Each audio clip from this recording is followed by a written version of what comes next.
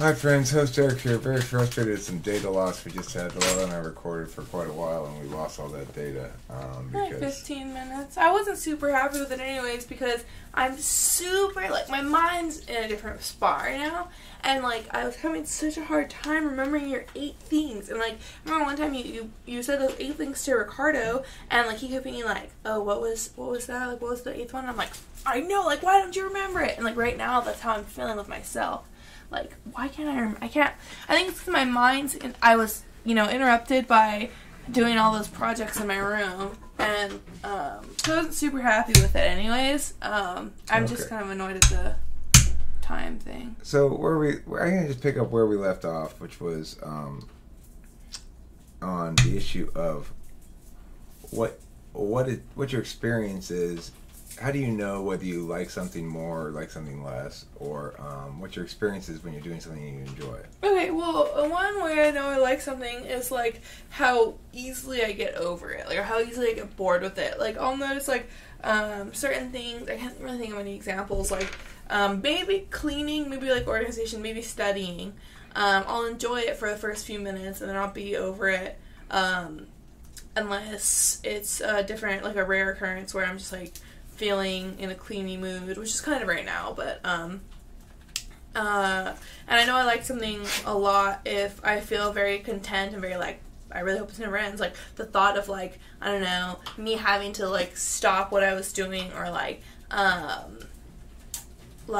leave wherever I'm at makes me, like, super upset. It makes me really sad to think about, like, oh man, like, I'm gonna have to stop this and go home, or like, if me and April are hanging out or whatever and she has to go home or she has to do something and I'm like, oh man, like, I'm upset that, like, that's not gonna happen, like, I have to go, or so this is gonna end at some point, you know what I mean? Okay, so let's say you're currently not engaged in something you like doing and you're trying to decide, I'm like, come out. Let's say you were just doing whatever in your room and you weren't that happy with doing it, and I said, well, come out here. And what would your initial response normally be, or explain to me your thought process on whether or not you want to do something? What the alternatives are. If I'm super bored, not doing anything, I still might be a little bit lazy to come out here, just because I know it's going to be a chunk of time, and, like, it's just a lot of effort, It's not necessarily that I don't want to do it at all. Like, I enjoy this. Like, even right now when you were telling me, like, come out here and let's do it, I was like, well, I want to do it, but at some other point. Even though I know that's not always realistic. And then the other point comes, and I'm like, oh, well, now I have this other thing to do, and I have this other interest that I'm working on or whatever. And so, it's, like, I first go with, like, the alternatives. Like, what I was doing right now was, like, relatively important. So I was like, I'm kind of working on this. If I wasn't really doing anything, I was just, like, kind of fucking around, like, laying down or whatever, I'll probably feel like, oh, well, I'm really lazy. It's a lot of effort to come out there. I'm going to be out there for a while and talking, even if it's something I was okay with doing. You know what I mean? If I really didn't want to do it, I probably, like, I don't know, like, I'm thinking, if I didn't want to do something, I wouldn't, like, like, you wouldn't be able to, like, force me to come out here if I really didn't want to do it. But that wasn't the case. Didn't take too much convincing. Right. So, let me put you in a situation here where you're hearing this guy and he's explaining some stuff to a group of people and sort of taking the leadership role, right? But he's saying some stuff that you don't agree with, and you're going to respond to. So I'm going to be that guy now, and I'll convey the things, and then you respond to them. Let me see if that's still cancel. This should be done by now. Yeah, it's done. Okay, cancel. Close this. Leave. And this is fine. Okay, good. So, he says to everybody, now look, we're going to have some new set of rules around here, and not everyone's going to like all the rules, but for everyone's safety, if everyone just be cooperative, it's going to be great. First of all the women, I need you to start only wearing either full-length dresses or pants. The skirts are starting to annoy some of the people, or distract some of the men and stuff like that. And this is too important a time period for us to be messing around with unnecessary distractions. So I need everyone to just please cooperate with this. And additionally, we're going to have to ask everybody to only eat lunch that you've purchased here at the worksite, because we need that. You know, I know it's a little overpriced, but that's what we need to do to show our support for the team here. I don't want to see any of you guys going to McDonald's or any place like that on your lunch break. Please do stay within the area here and eat the food. Only purchase food here. Don't bring it from home either. So, everybody got the new rules? Okay, great. Well, what's the workplace? Well, it's a workplace, right? Right. We've all signed on for a one-day job here. Disneyland. It's not Disneyland. We've all signed on for a one-day job here, and it's a float decorating job, and we're each getting paid $20 an hour. Well, I'm sorry the roast beef sandwich is $140, but that's what we have to do, okay? So that's the workspace, yes. Yes, there's a McDonald's right next door. No, you can't go there. Well, I probably say, first of all, this whole like women wearing pants and dresses thing. I mean, if it's a one-day workshop, put it on first, please, sweetie. I can't talk to you when you're distracted with your body like that. Oh, so you wait? Are you providing all? Yeah, I'm providing you the long cotton dress that is required. Well, it's 100 degrees outside. You know, it's a little warm for us. Well, that's too bad for you. Well, then, do the men have to wear long pants and dresses as well? Well, that's not a problem. The women aren't the ones getting distracted. Well, your misogyny is distracting me, sir. Nothing misogynistic about it. It's simply effective, efficient, thinking ahead, good planning, good leadership skills. I actually think the opposite. And so, is this the boss guy? Is this the boss? Are you the boss? I am the manager on duty. Perv on duty. Yeah. No, I think that's something that we're not gonna do. And also, we're gonna go real quick before we start this work over to McDonald's and purchase 600 chicken nuggets. Even though I'm just gonna stop them. Okay, so are you just being openly defiant of my instructions here? Because I thought we had a contractual agreement that you were going to do this job today for us. Yeah, but however, I mean, nowhere in the contractual agreement did it say any of these prerequisites. Well, you didn't read the fine print. Okay, show me the fine print then, sir. And if those are the requirements of the fine print, then I would take my $20 an hour job elsewhere. But and me and my colleagues over here, because that's not that. Meanwhile, the other women are starting to change into their dresses. No, they're not. Yeah, they are. Well, if that were the case... No, you can't. You don't go into that changing room. No, you do it right out here. I don't want to see you screwing around or wasting any valuable company time. Well, in reality here, in 100% reality, the police would have been called by this point, okay? And in, like, Welcome to your dad's sex life. In, like, weird fantasy land where people are following this and I'm okay with it, I would just quit. Like, I would leave.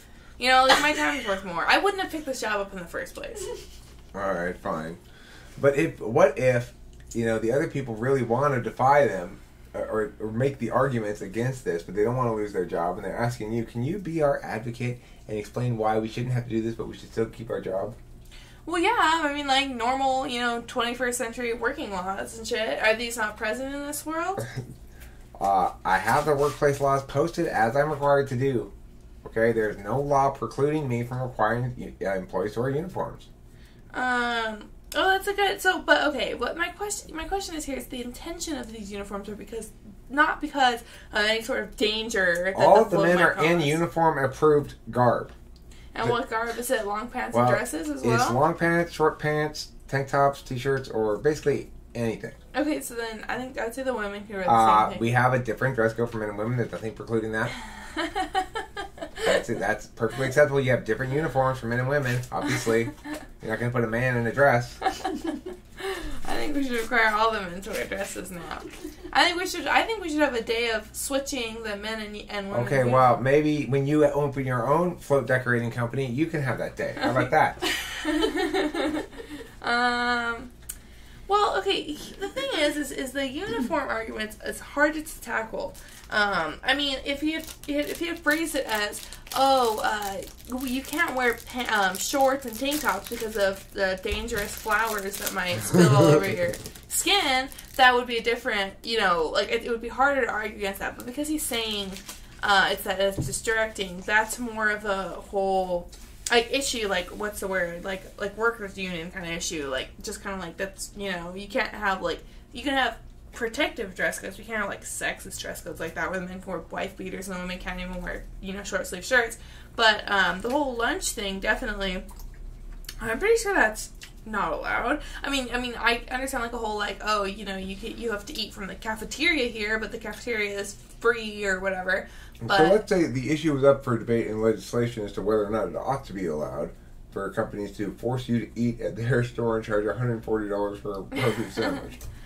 Well, I mean, there's many reasons why, like, that wouldn't pass, like, dietary issues and, like, needs. If they'd adhere to it, they couldn't charge more than, like Whole Foods or, like, Trader Joe's would charge, you know what I mean? But what would be the arguments in favor or against that? Well, there's none in favor for it. Besides, like, unless the money's going straight to the company, but it's like the company's already paying you, like, that's, like, your time. Like, you're not obligated to give any money. Well, let's say you got employed by the company to make arguments in favor of this. Okay. Well, purchasing food from the cafeteria, the $140 cafeteria here, shows support for the company and allows us to give more people like you jobs. And allows jobs for chefs. Our chefs are paid really well. But fuck you guys. And they don't have to eat here. Yeah. Our roast beef is, the cows are killed on site in the back room over there. So that's why it's super expensive. Is that true? Or are you just lying? No, that's the truth. It's coming. I mean, that's the only way they could charge $140 for roast beef. They're just trying to make back the wages they're paying now. Oh. Right, to say they're paying you $20 an hour, but when you work 8 hours, you only go home with $20. Yeah. You had to buy $140 lunch. Yeah. Yeah. Well, I mean, that's just what happens in the workforce. Like, you gotta give some money. It's like taxes, but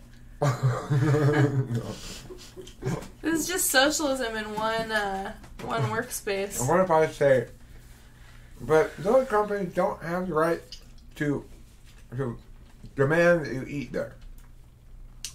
And I'm still arguing. I was going to say, yeah, that's true, right? Am I still arguing for this company? No. Well, I mean, I don't know. Yeah, you're right. They don't have it right. But I'm trying to think of, like, what, like, legal standpoint I could take. Like, Well, convince me they do have the right.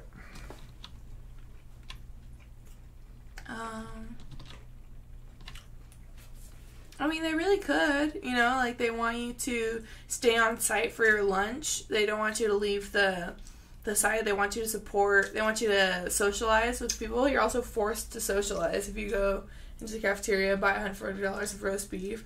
They want every employee to have the same diet, so there's no unfair advantages or disadvantages there. And there's no claims of being malnourished, and there's no chance of anyone passing out from not eating enough, and they get enough iron in their diet, and the diet's well-rounded and healthy enough for everyone, and we only employ people who can eat roast beef, and if you're a vegetarian, you're not allowed to work there. So all right, switch sides. I'm the company, and I'm the company lawyer. I'm saying, look, this is our company policy. There's no explicit law against this. Exactly. So we should be able to do it. What isn't there? But like sidebar over here. Isn't there an explicit law saying like you can't like restrict people's dietary needs? Well, what I think is more of a concern is your push to restrict their right to contract. Right? So this employee signed a contract agreeing to these terms. They chose to do this willingly. And so, why should there be a law preventing us from entering into the contract with this person under these terms?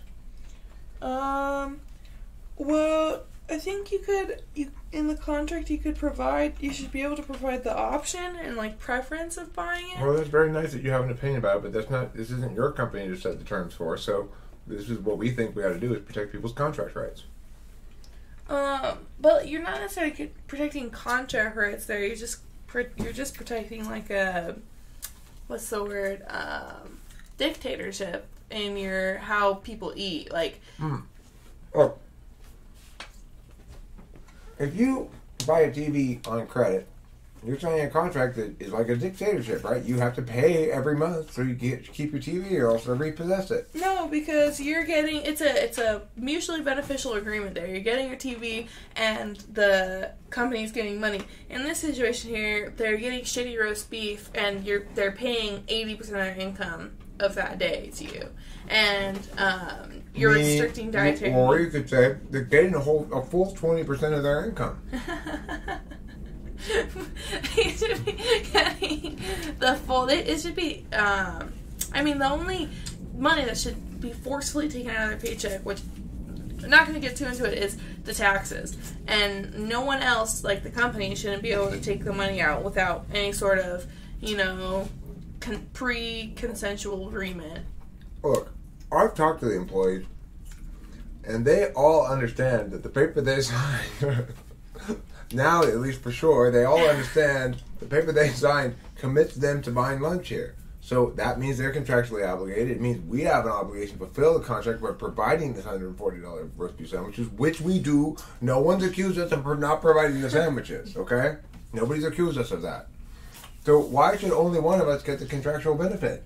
We're providing the sandwiches. Why shouldn't we get the 80% of their income? Well, I think that this would fall under some sort of like hidden knowledge, like false advertisement kind of like thing in the workforce. Like kind of like they didn't really know exactly what they were getting into, in the sense that like it was like a misleading type of thing. Wouldn't it fall under something like that? Like, like contracts saying like, we'll give you $1 million, and the bottom is only if you sacrifice all your children to us in like the finest of prints. Right. Well, you can't be contractually obligated to do something illegal, and there's a lot of contract stipulations that are quote unquote unlawful, which is to say they won't be enforced by any court of law, but they're not prohibited. Yeah. Right? So, regardless, okay. Do you act a lot different when you're not around me? Well, by not around you, what do you mean? Around whom? Well, like, do you interact like this only with me or with other people as well? Let's say you're at a party and you get into are you likely to get into an argument with somebody at a party? Like, about something? Yeah. Depends on the crowd. I definitely participate in dramaturgy, which is acting like a different, not different, but like having a different kind of like way you carry yourself and present yourself over different crowds. I'm pretty sure that's not called dramaturgy. Yeah, it is. Look it up. Really? Yeah. Huh. I don't think so. I've never heard it. If you're on Google Chrome, you can just... I don't know. Is it? Yeah, like DRAMA and then TQ. Yeah, there you go. Dramaturgy. Why is it all big? If you can, if you That's what Kim control, says every night. if you control, okay, bro. If you control, scroll it, yeah. The theory and practice of dramatic composition. So it's basically like changing your, but in sociology, like scroll down. What is dramaturgy in sociology? In dramaturgical sociology, it is argued that the elements of human interactions are dependent upon time, place, and audience. In other words, to Goffman, the self is a sense of who one is, a dramatic effect emerging from the immediate scene being presented. Oh, so you're saying you're chameleon-esque? Yeah, but not even. I wouldn't even say it as that. Like, it's not that much of a difference. Like, it's more of like a. I'm more likely to get into a like heated political discussion or argument with my classmates than I am at a party, or like with my Ricardo's friends than I am with April or something like that, or with Ricardo. And like it's not a huge difference. I still hold my values and morals. If someone is over there saying you know, I hate all Mexicans, and we should live in a communist regime, and deport everyone and build a wall, I'm not just going to be like, just because I'm around different people, you know, I'm going to still defend it. But if, you know, I'm at a party and someone makes, like, some sort of, like, you know, like, weird comment about, like, some political thing that I'm opposed to, I would probably begin a conflict and take it as far as until my effort runs out. You know what I mean? Like, I wouldn't put all my... what's your position on immigration in general? Are you specifically against enforcement of immigration at the border, or are you just opposed to... Who is that? Sarah. Hi, Sarah. This is my daughter, Delilah. Hi, I know, we've met many a time. I've met her a few times. When y'all aren't here, we have parties. Yeah, it's because whenever, some reason we have no idea where you guys I'm are. curious why you guys are here, Anyway, so just saying hi. Hi. Yeah, we'll wrap this up right now, Sarah. So, okay. Yeah, we don't really have to get into it. That's another thing that, like, I'm not super updated on the policies and whatnot. Okay, yeah, forget about that. But what I'm curious about is what other kind of arguments, if you get into another kind of argument that's not political, it's just about, I don't know, Joe spilled your drink or something. Or, you know, what kind of alternative to political argument might you get into? Someone being rude or immoral to someone for no reason, like an injustice, like social, not social injustice in the sense of, like, you know, inequality and whatnot, but more like if someone's being unfair or rude, unnecessarily mean, making fun, all that kind of stuff. Like, those are the kind of arguments. Like, I defend people easily. You defend people easily? Like, if I see someone being unfair, like, pressure. Oh, I see. I got you. You play the white knight and come in and start arguing on their behalf? Yeah. Okay.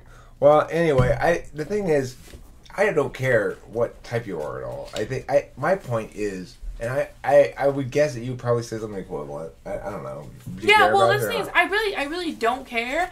But the thing is, I don't care what type I am. It's just that I don't want people to think I'm something that I'm not. Like, I don't want people to think that I'm an ESFP, like, for the sake of conflict, or for the sake of I don't hold up to the standards of all other ENTPs, or I'm not as extremely polarized of an ENTP as you may be. You know what I mean?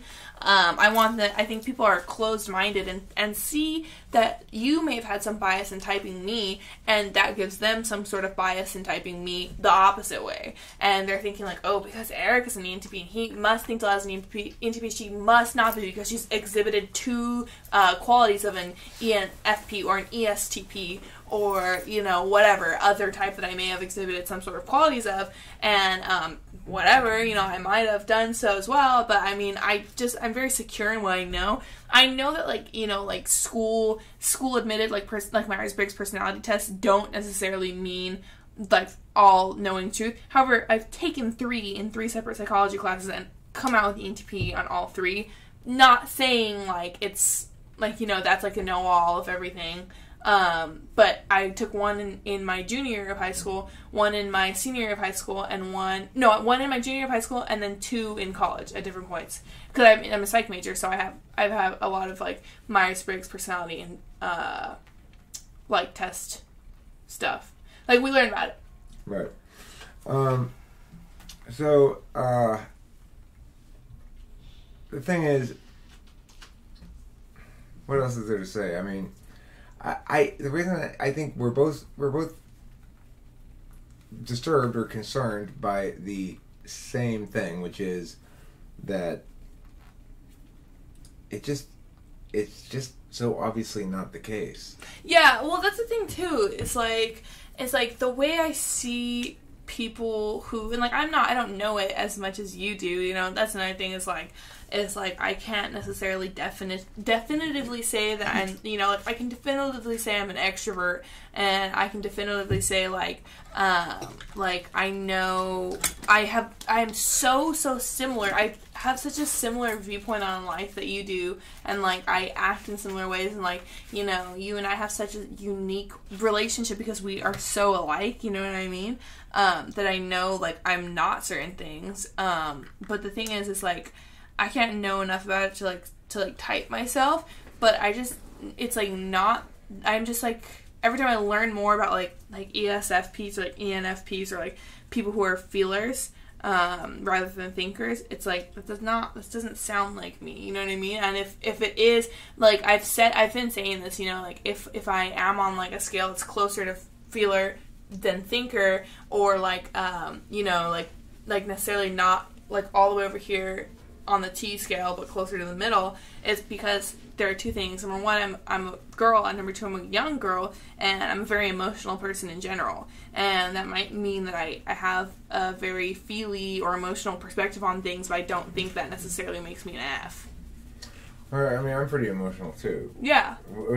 I don't know how many people really believe that I am, but you've seen me be. Oh, yeah. No, like, I think the best story that I like to tell, I wish I was there for, is one time, Jessica, was back when we lived in Temple City, or you did, I don't know if I live there still, you were in the garage with Abraham, and Jessica said she kept hearing meowing for a really long time.